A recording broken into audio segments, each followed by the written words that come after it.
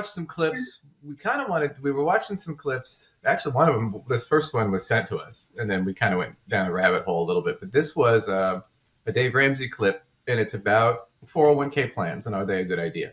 So this is the Joe Rogan Experience, and he's talking to this guy who's an ex-military guy who I guess owns a coffee company now or something, some small coffee company, and they're going to talk about how wokeness is a big problem and leftism, and how this is what creates the far right is lefties being lefties.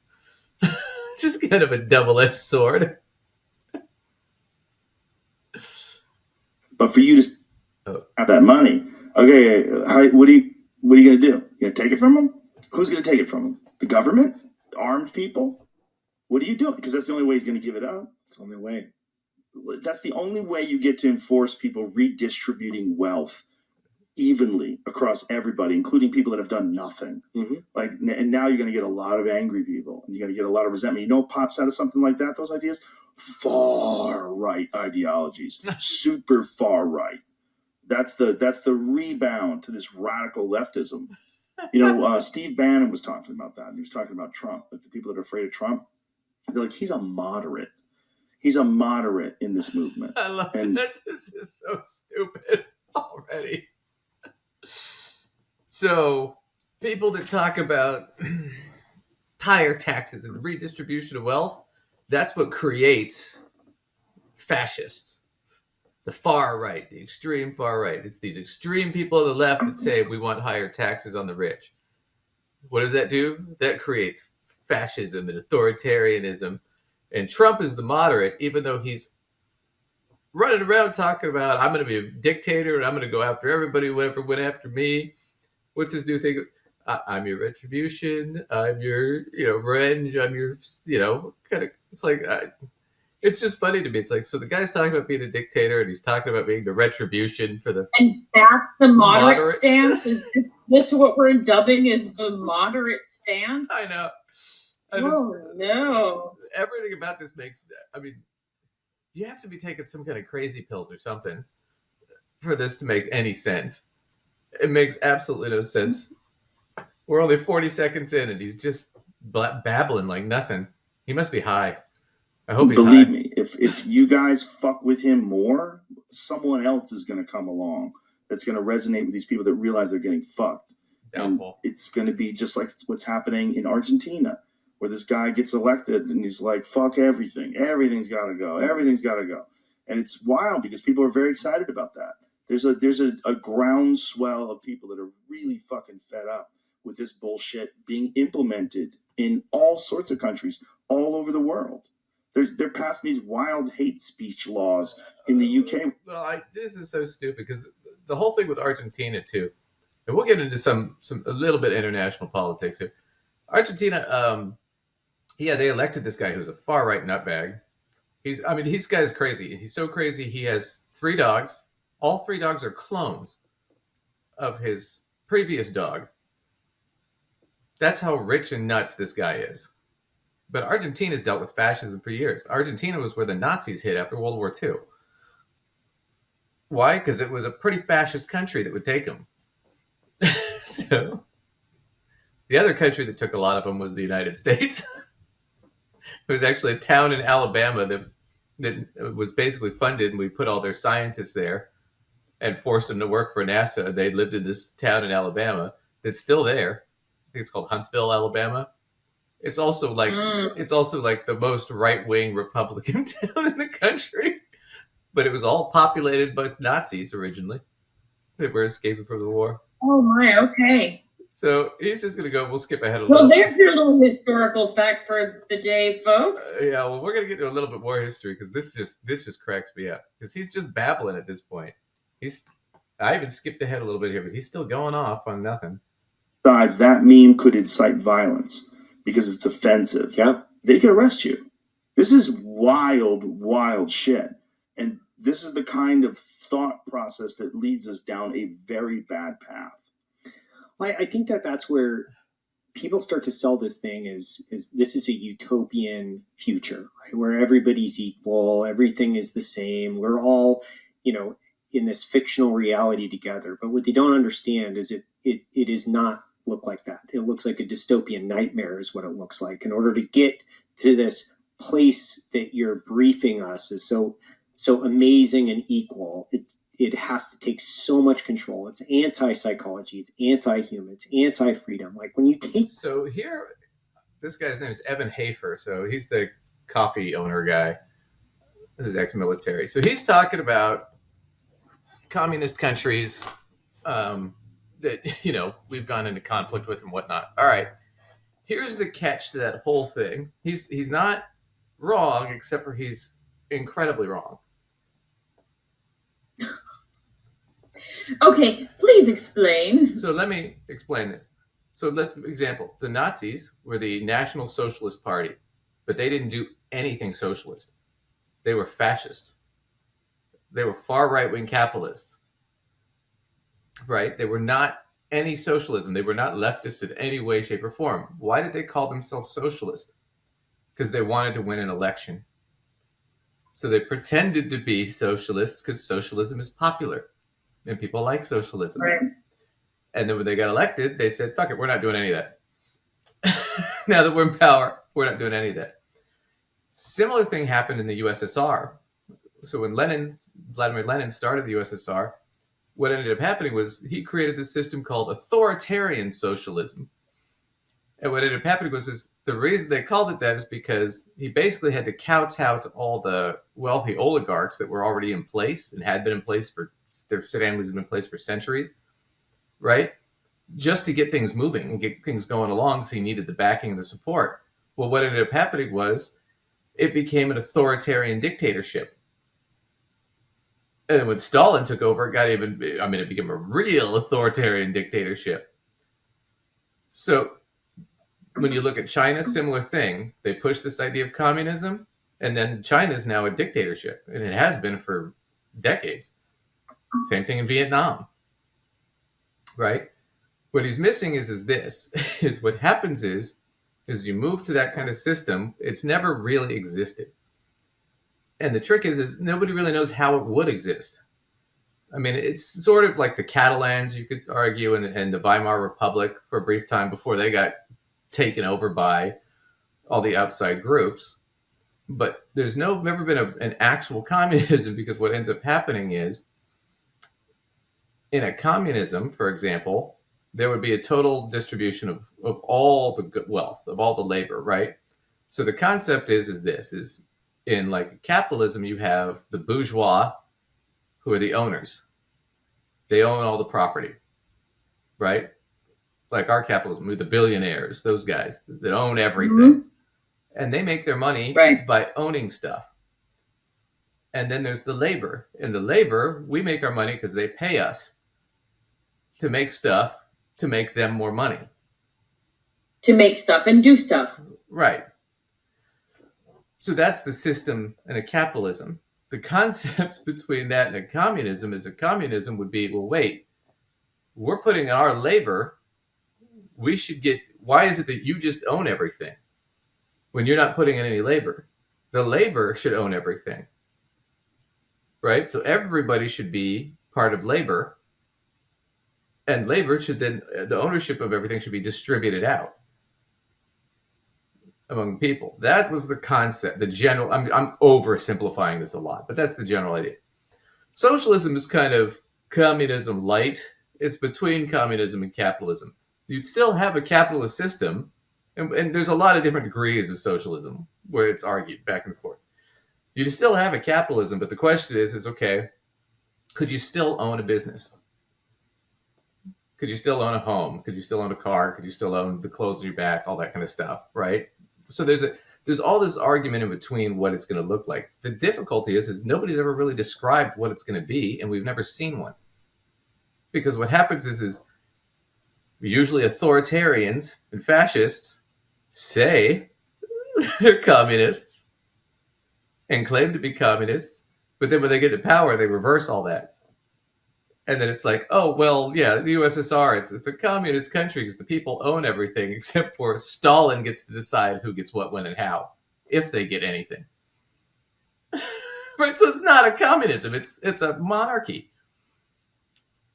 right? Which is kind of what's going on in China, which is what happened in Vietnam. Right. So that's the problem that he doesn't understand. Is he's sitting there going, well, see, they're selling this utopia idea of communism and socialism. It's like, yeah, but who's selling it? Right-wing authoritarian dictators. Right. Right. Right. So you're not Who really... is applying this label to right. whatever system it is they're trying to apply this label to. Now, there have been regimes where they've come up and it's been a movement of the people and they've put in communist or socialist leaders, right? But then something happens, and we'll come back to that in a second. Something happens when you actually try to do an actual socialism or communism. A person's freedom, that's the most valuable thing that we have. Yeah. It's you're taking away the human purpose. Like, and that's the thing that that's so stupid. So the human purpose is to make money. That's basically what he just said. The idea that we're all going to work as a collective and work together for the greater good of society. No. That doesn't work. You're taking away their purpose, which is to make money. That's what he just argued. Wrestle with people. It's like you can't take away an individual's purpose and expect, or try to, and expect that to go well. It's just not. It's not. Like, you can't put them into a factory job and say, well, you know what? This is your plight in life for the rest of your life. This is what you're going to do, and take away their... But that happens in capitalism all the time. See, this is what I don't understand about this. He's not making any sense. Their entire existence and essence, their ability to create and thrive as an individual, that doesn't work. Like, it doesn't work. And also, you're going to get the haves and the have-nots, like you had in Cuba. You get the haves and the have-nots, like you have in China. So China has kind of a height. Haves and have-nots in this system. We don't have have-nots in this system. We have we have haves and soon to haves, which makes no sense logically, systematically, or even grammatically. But that's the shit they're selling, man. It's such crap. It is such crap. But they're going to get to it in a second here, and then I just want to cover sort of what these concepts are. System, right? Like, they allow some form of capitalism, but until you step out of line, they send you to the bodies exhibit. Yeah, it's wild how many young people are not getting this information. I think many young people are getting it now. They understand it now because of podcasts. Mm-hmm. Oh my God, that's even worse.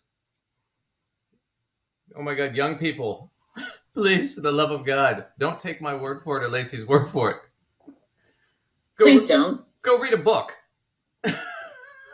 Right? Here's what I hope you do. I hope you heard a thing we said, and then you start looking some stuff up. Yeah, don't trust our word for it, and don't go on a podcast, because Joe Rogan clearly doesn't understand this stuff.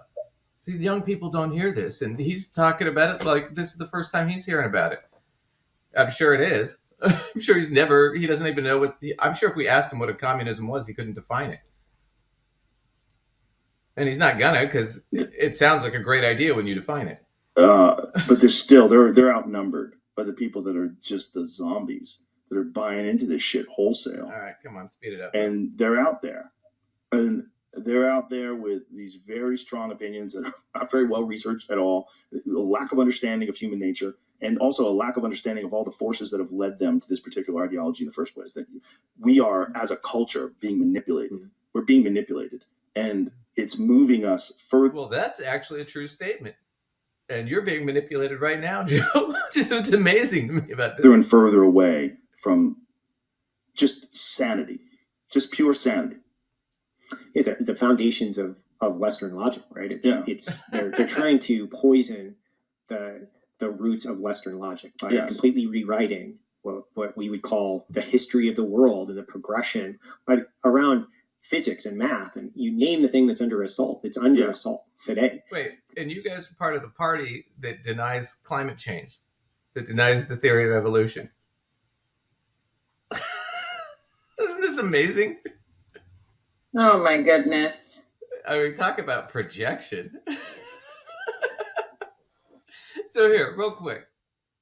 Communism, that's the concept. You have the bourgeois and the proletariat. The proletariat is the labor. The bourgeois owns property. Okay? And then you've got, it's changed over time. All right? So, you have, the the petty bourgeois, which would be like somebody like me, where I am a laborer, but I do own some property, right? A business property.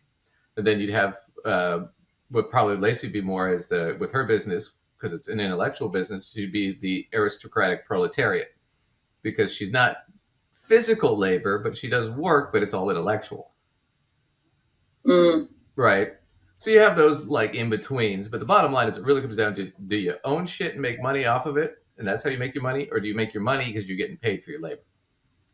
And the concept behind this sort of with communism would be there wouldn't really need to be a money because we just distribute it out, right? So if you've ever seen Star Trek takes place in a communist future because they have no money. Everybody's just provided for by the Federation of Planets. And they still have nice shit because there's enough resources and they plan it. So there's still finance people running around going, okay, well, how are we going to distribute this so everybody's, content and working in the system, right? Now, that would be the ideal, right? Is it possible? I don't know. It's not going to happen in our lifetime, I don't think. I'd be shocked. But here's the thing that I think is funny. So a socialism is in between, and a socialism, the concept is, well, it's still capitalism, but we're going to have a government entity that comes in and taxes more on the rich to redistribute it out so that we don't have this huge gulf between the rich and everybody else like we do now. Because then what happens is you get disdain, you get revolution, things like that. So it's more of like we're gonna try and nicify capitalism as much as we can to make it tolerable. That's basically what social democracy is. But the concept is for either of those to work, it has to be 100% democratic. Because the people would own larger shares of everything. Because everybody would have some ownership into it. So you can't have a dictator and call it a communism. It has to be wholly democratic. You could have a representative democracy, but it still has to be a democracy. Right? Now, what ended up happening in history, because this guy's going to get into this in a second, where he talks about kind of the wars on communism, right, and on socialism. I'm going to give you kind of a brief history. So after World War II, the USSR, right, was the first communist country, even though they were a dictatorship. It was under Stalin. And we started to get into conflict with them because they got an atomic bomb right after we did. And so then there was that big arms race and that big scare between us and them. So that's kind of what kicks it off, right? Well, let's go into some of the history here. So the Truman Doctrine, so Truman was president, the idea was to contain communism so it wouldn't be a threat on the United States. This later turned into McCarthyism, and then it turned into before that, even a huge Christian movement, because Stalin was an atheist. So it was the evil atheist, immoral communists versus the good, God-fearing capitalist Christians, right? So they turned it into that kind of thing. Well, then what happens is you get to the Korean War. I'm just going to go through these real quick. Korean War, right? North Korea wants to be communist. South Korea doesn't necessarily. They get into a conflict. We come in to try and stop communism in North Korea, which is what kicks off a lot of that war. And then what happens is because North Koreans are desperate, they need to organize because they're being attacked by the U.S., right? And who comes in to step in to be their savior? Kim Il-sung, who becomes the head of the party and the dictator. And basically, they worship him like he's a god, even though he's dead.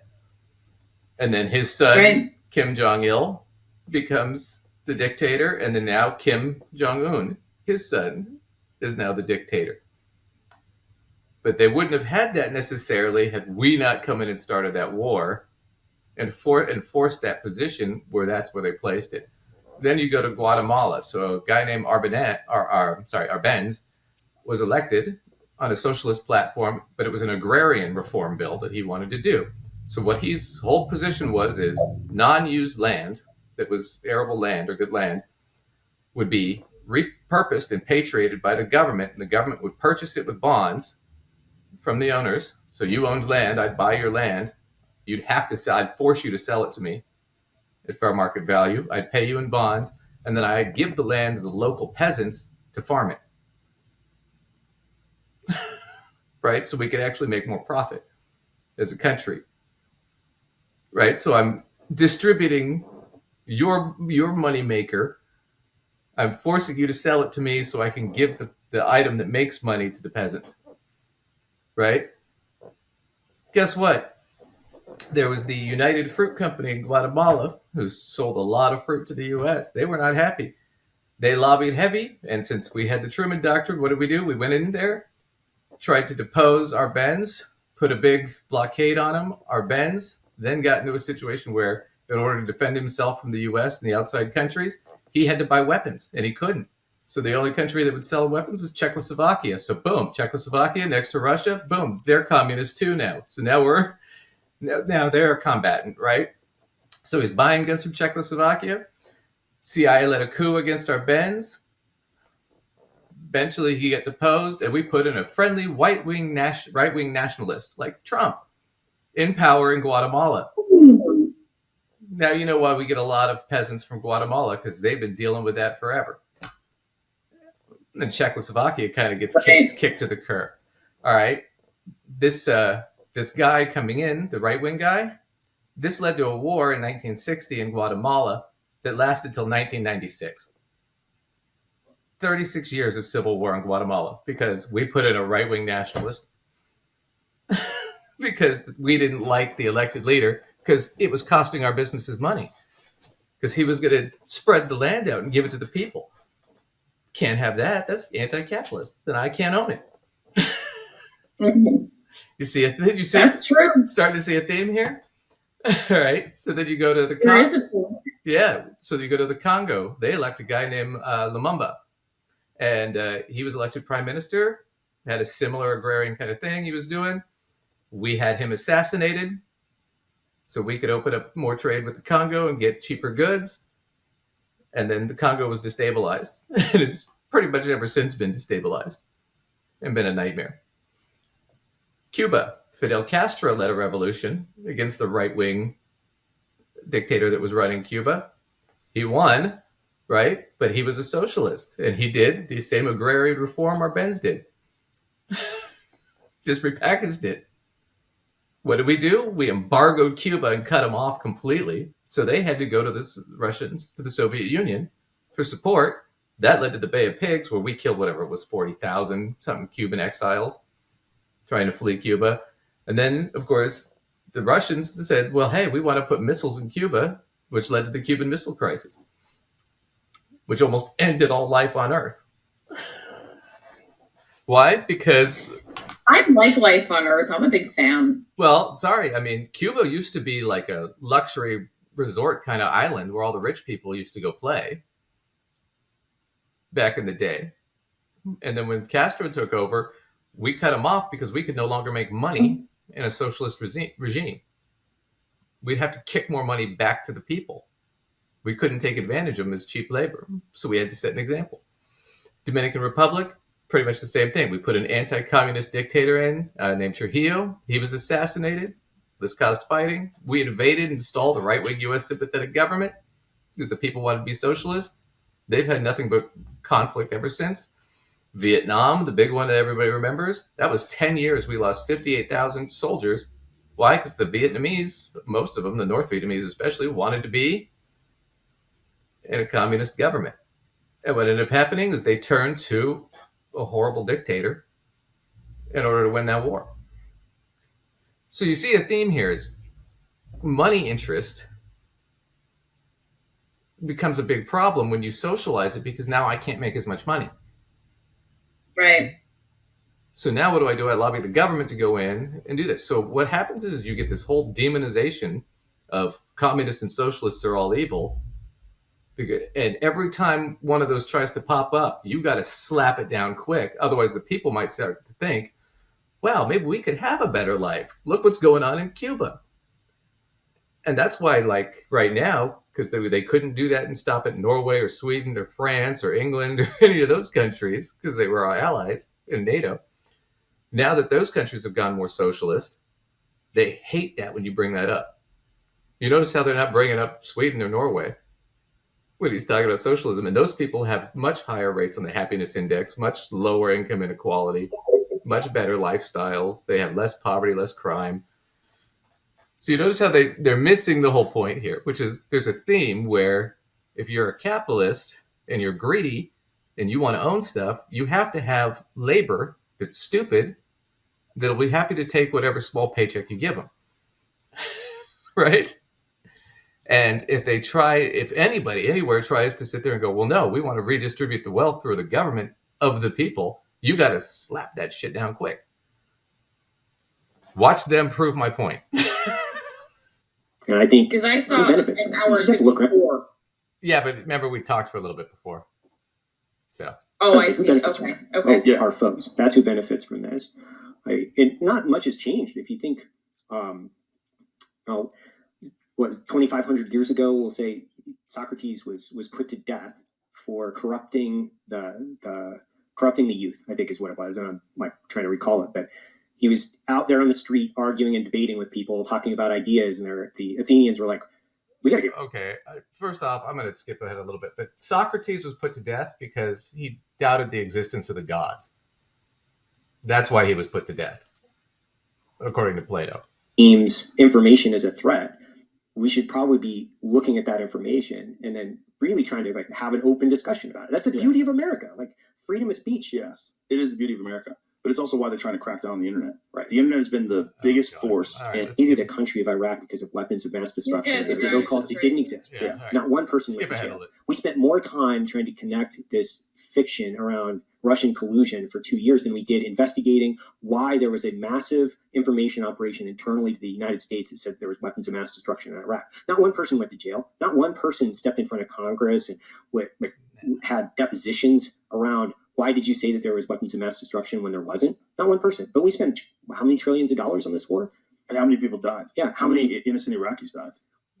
The long-term effects are coming back, and then also the government doesn't want to pay for that bill as well. So Yeah, they were trying to deny Gulf War syndrome. Remember that? When Yeah. they were using depleted uranium rounds? So these people were all getting radiation poisoning, and their children were born deformed, and they were having these massive problems, and they were trying to deny it because they didn't want to pay for it. they don't want to pay for it. They don't want to write the check. They do when it directly benefits what I would say is the military-industrial complex and these wars of occupation. I don't want to make it sound like I'm anti.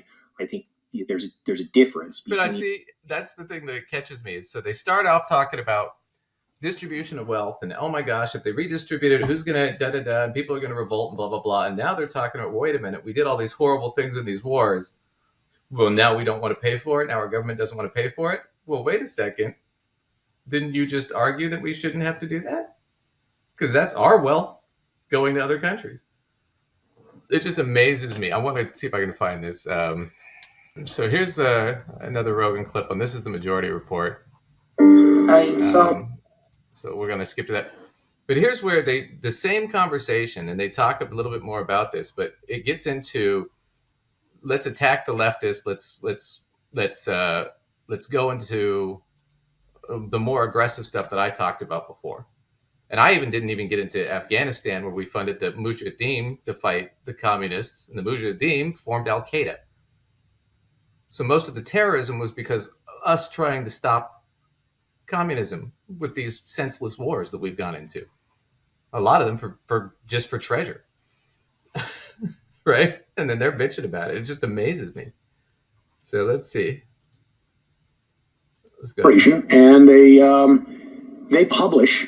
They don't just publish. They produce Joe Rogan's show. By produce, I mean they pay for it. Let me go into this. A culty aspect to that thing. And here's a question: do you think we're doing the same thing overseas? Are we doing the same sort of social media campaigns? Ooh. We must be. That's Mike Baker, and he fucking gave me the runaround. I think here's my honesty. Everybody that starts a conversation by saying, "Here's my honest opinion." But my assessment in this is, I think that we have forfeited portions of foreign service to the left in the context of wokeism, politically correct, like the act of maintaining your sovereignty in the context of military, and then economically is not politically correct. You can't broker in that rhetoric and then implement a strategic long-term goals and objectives that are going to meet and exceed what we have to do to maintain America and ultimately America's power overseas. If you believe in it, you just can't, because it's not politically correct. If you believe that all nations are created, equal and all political ideologies are equal, that's just wrong. It's not. I think communism is a dog shit ideology. I think that it should have been flushed down the international toilet a long time ago. We just haven't done it good yet. Yeah, We're gonna figure it out this time, Evan. Yeah, and You're so close-minded. you can't dabble in it. Like, Right. It's so dangerous to start dabbling in these things because it's a failed ideology. You have to flush it down the toilet. It has to go away forever, and then you have to evolve past that at a certain point. But when you've co-opted our academic institutions and you've indoctrinated Pause generations. for 1 second. I mean, what's fascinating is about So I just wanted to see clip real quick, but so he's saying let's get rid of the communists. And the same conversation where they were talking before about, well, weren't we wrong in Iraq? Shouldn't we pay for that? Well, what was part of that whole thing in Iraq was to take oil. But part of the reason we've been in Iraq for so long is because before Saddam Hussein took power, we put him in power, by the way, in the 80s. We put the Sunnis in power. And we put them in power because previous to them, the Shiite leadership was in direct relation to Russia.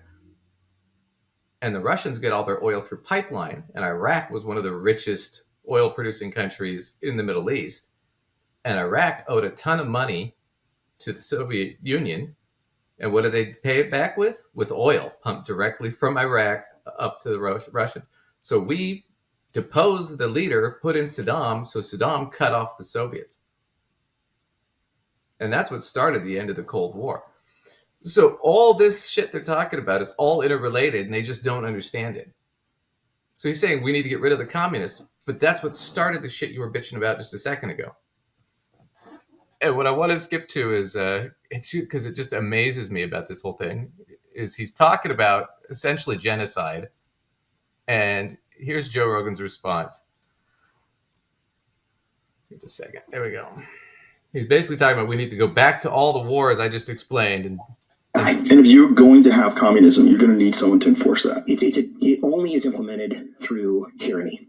That's it. Isn't that wild? Yes. That no one wants to do that math. They don't want to get to the 10th problem. Right. They want to stop at problem number 7 and go, well, it's really important that we share wealth, and that the economic disparity is wrong, and we should all have money from the state and equal money, and we should all share, and billionaires shouldn't exist. And okay, how do you make that happen? How do you take the money from the billionaires? Who do you give it to? Who gets to decide who gets what? Do we vote on where the money goes? What about those people that are? It was just saying, he is now complaining about things like taxation.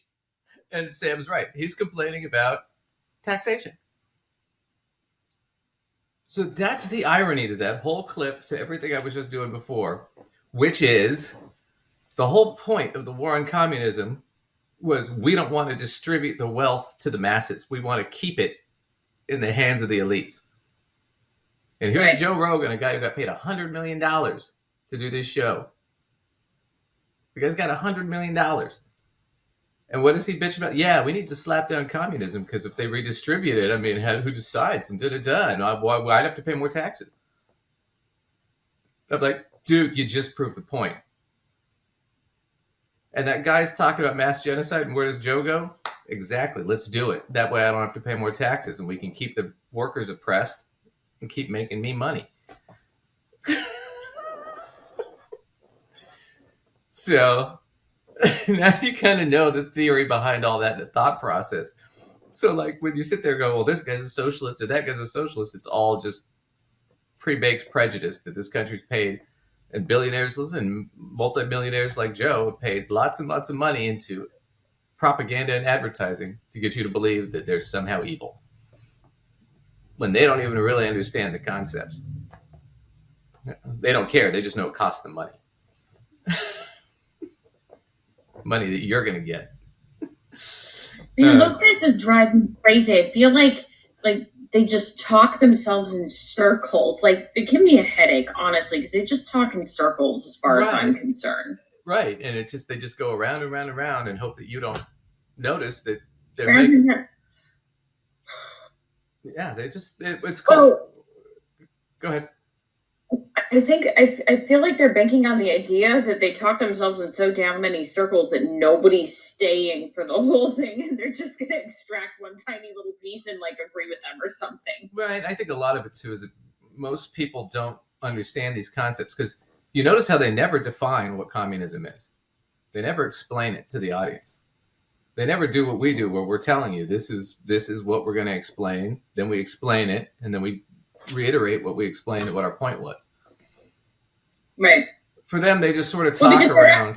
They're not trying to teach people and empower people to think for themselves. What they're really trying to do is they're trying to sell a particular perspective that benefits them. Right. They're trying to spin it in a way that it comes back to what is my personal interest.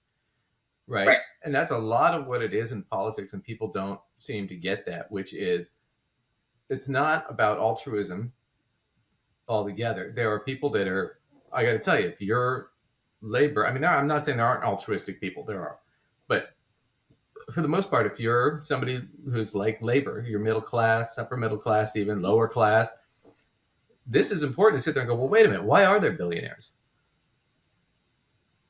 Why are they getting all these riches and benefits from society when we're doing all the labor?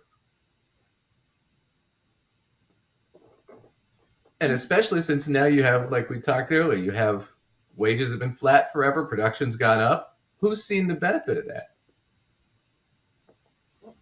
People like Joe Rogan. And what are they saying? Well, hey, we can't have this system where we redistribute we got to slap that down quick before anybody starts to think about it, because it's a bad ideology for people to think, wait, why don't I deserve more? Can't have that. It's the whole, what was it, Frederick Douglass, who was the escaped slave. I think he later served in Congress. And he wrote that whole thing about when he learned to read.